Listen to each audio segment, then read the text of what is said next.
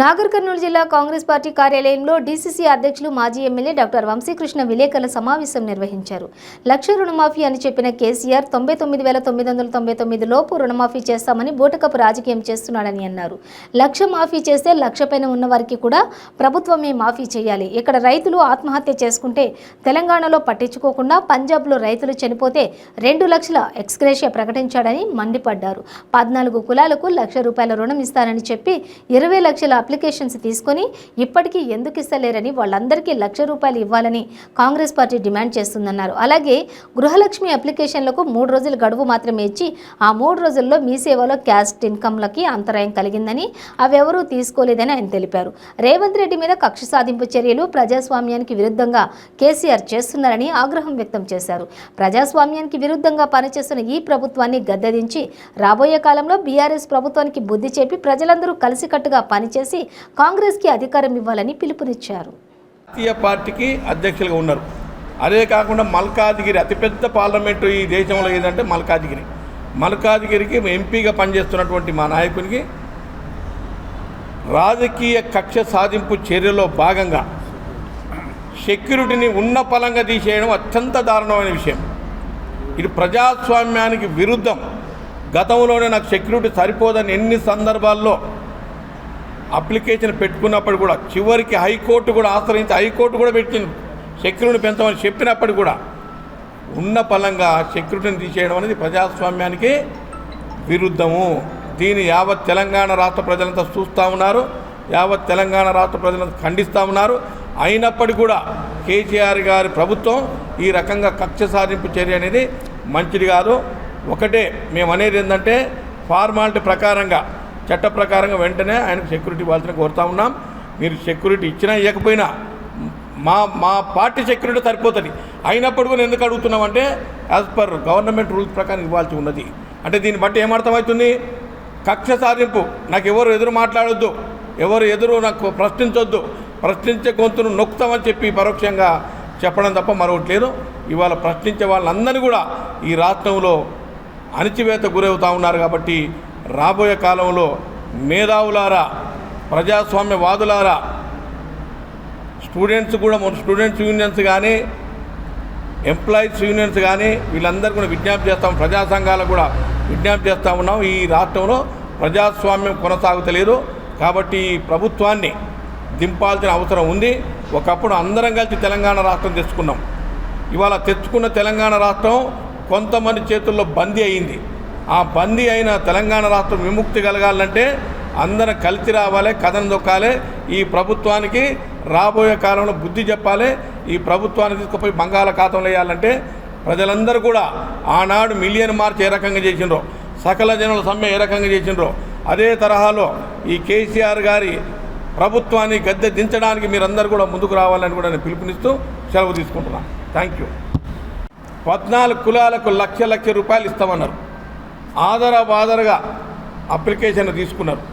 June 20కి last date పెట్టారు. June 18కి 20 లక్షల అప్లికేషన్లు వచ్చినాయి. ఎమ్మడే సర్వర్ను క్లోజ్ చేశారు. వాళ్ళు ఏదలుచుకున్నది ఎంత? 3 లక్షల యూనిట్లకే. మరి వచ్చిన అప్లికేషన్లు ఎన్ని? 20 లక్షల యూనిట్లకు. ఇంకో 2 రోజులు సర్వర్ పని చేస్తుంటే ఇంకో 6 లక్షలు వచ్చాయి. అంటే దాదాపు 26 లక్షల అప్లికేషన్లు వచ్చాయి.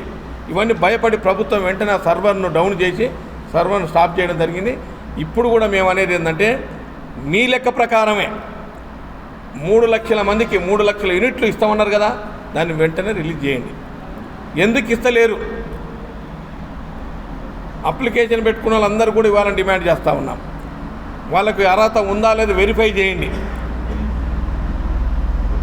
ఇదొక అంశం. మూడవ అంశం ఏంటి? గృహలక్ష్మి అప్లికేషన్లని క్యాస్ట్ ఇన్కమ్ ఏదైనా అడిగి ఉంటే సరిపోయేది. అన్ని అప్లికేషన్లు వచ్చిన తర్వాత 3 రోజుల టైం ఇచ్చిండ్రు. దేనికి?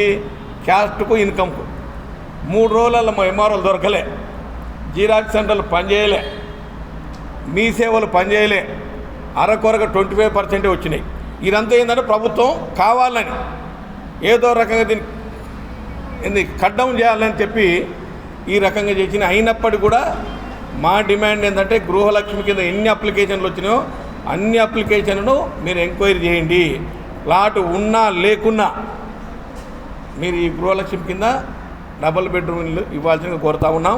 3 లక్షలు అంటే బేస్మెంట్ కూడా కాదు, 3 లక్షలలో దానికి కట్టే రాయి కూడా రాదు ఇప్పుడున్న లెక్కల ప్రకారం. డబుల్ బెడ్రూమ్ ఇల్లు ఇస్తాని 7 లక్షలు చెప్పిండు 3 ఏళ్ళ కింద, 2 ఏళ్ళ కింద 5 లక్షలు అన్నాడు, ఇప్పుడు 3 లక్షలు అంటుండు. ఆ 3 లక్షలు కూడా 3-4 ముచ్చటే ఉంది, ఇంకో నెల అయితే దుకాణం బంద్. కాబట్టి ఇచ్చే పరిస్థితులు ఇవన్నీ కూడా ఈ గృహలక్ష్మి కూడా ఒక పూటకమే. ఇది సరిపోదన్నట్టుగా మళ్ళీ గిరిజన బంద్ అనడు, మైనార్టీ బంద్ అనడు, ఇంకా రేపు ఏమేమి బంధులు అంటాడు తెలియదు. ఇంకో నెల ఉంది టైం. 9 సంవత్సరాల 9 నెలల వరకు ఏం చేసినామని అడుగుతా ఉన్నా. ఇంకా ప్రాజెక్టులకు కొన్ని బండలు వేస్తాడు మన జిల్లాలో. త్వరలో ఉన్న ప్రాజెక్టులకు 80 ఫీట్ల 8 ఫీట్ల బండలు రెడీ చేసి పెట్టిండ్రు. మేము ప్రాజెక్టులు కడతాం, పై ఓట్లు వేయరని. అది రేపో మాప కేసీఆర్ గారు వస్తున్నారు.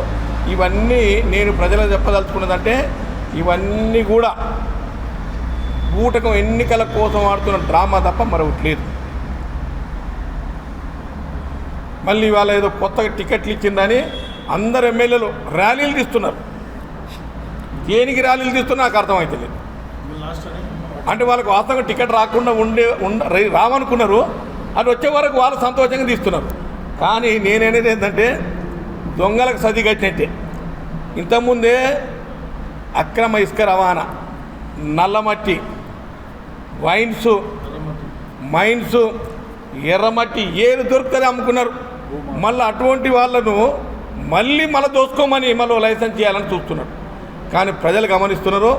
ఇవాళ ఈ ఎమ్మెల్యేలు ఎవరైతే ల్యాండు, షాండు, వైను, మైను వ్యాపారం చేసే ఎమ్మెల్యేలకు అంతా కూడా రాబోయే కాలంలో ఖచ్చితంగా ప్రజలు బుద్ధి చెప్తారు. ఇదేదో గొప్పగా సాధించడం అన్నట్టుగా ఏదో ర్యాలీలు తీస్తున్నారట. ఇదంతా ఫామ్ హౌస్ ఎమ్మెల్యేలు కూడా దొరికిపోయిన దొంగలాలు, అడ్డంగా దొరికిపోయిన దొంగలు వాళ్ళు కూడా ఇవాళ ర్యాలీలు తీసుకుంటున్నారు. అంటే ఎక్కడ పోయింది ప్రజాస్వామ్యం, డెమోక్రసీ ఏమవుతుంది? అంతా ఏమంటారు, రాజకీయాన్ని వ్యాపారం చేసి సేవా దృక్పథాన్ని మర్చిపోయి ప్రజలకు అందుబాటులో లేకుండా ఇవన్నీ చేస్తున్నటువంటి వాళ్లకు మళ్ళీ కేసీఆర్ అంటే ఆయన కూడా అదే సంతతికి చెందినవాడు కాబట్టి ఇవన్నీ తప్పకుండా రాబోయే ఎన్నికలో బుద్ధి చెప్తారు. ఇక 3వ అంశం ఏంటంటే మా నాయకుడు టీపీసీ